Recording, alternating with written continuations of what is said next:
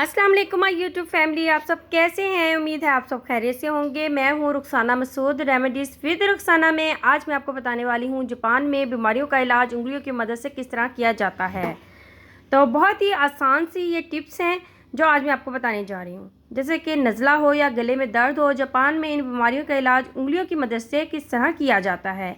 आज मैं आपको सारी इन्फॉर्मेशन देने वाली हूँ, वीडियो को लास्ट तक ज़रूर देखिएगा। अक्सर कहा जाता है बहुत ज़्यादा थकन हो या नीम गर्म पानी में पैर डाल दो। जिन लोगों ने ये तरीका आजमाया है वो जानते हैं इससे थकन का एहसास कितना कम हो जाता है। जापान के कदीम इल्म के मुताबिक हमारे हाथ और पैरों की नसें किसी न किसी तरह जिस्म के अज़ा से जुड़ी होती हैं, इसलिए हाथ के मखसूस हिस्सों पर दबाव डालने से कुछ मसाइल कम किए जा सकते हैं। इस आर्टिकल में हम आपको इस तरह इलाज के बारे में बताएंगे ताकि आप भी इससे फ़ायदा उठा सकें। उंगलियों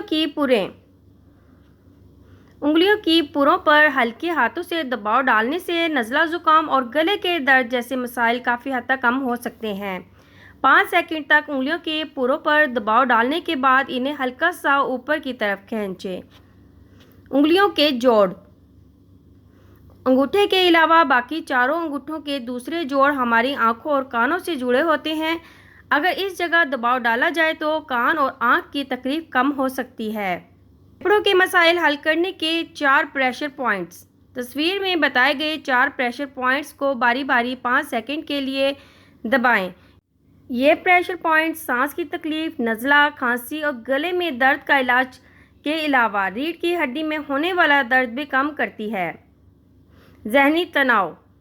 2018 में की गई एक तहकीक के मुताबिक तस्वीर में दी गई प्रेशर पॉइंट्स को दबाने से इन मरीज़ों में असाबी तनाव बहुत देखा गया है, जिनकी थोड़ी देर बाद दिल की सर्जरी होनी थी।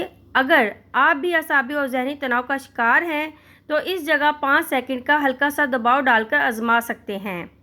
मैदे में दर्द के लिए तस्वीर में हथेली के आगे और पीछे की जानिब दिए गए इन प्रेशर पॉइंट्स पर दबाव डालने से मैदे में दर्द, उल्टी और तबीयत मतलाने में राहत मिल सकती है। तो उम्मीद है आज की वीडियो आपको बहुत ही ज़्यादा पसंद आई होगी और इन टिप्स को आजमा कर आपने ज़रूर बताना है कि आपको इससे बेनिफिट मिले हैं कि नहीं। अब अपनी बहन को इजाज़त दें, दुआ में ज़रूर याद रखना। ओके, अल्लाह हाफिज़।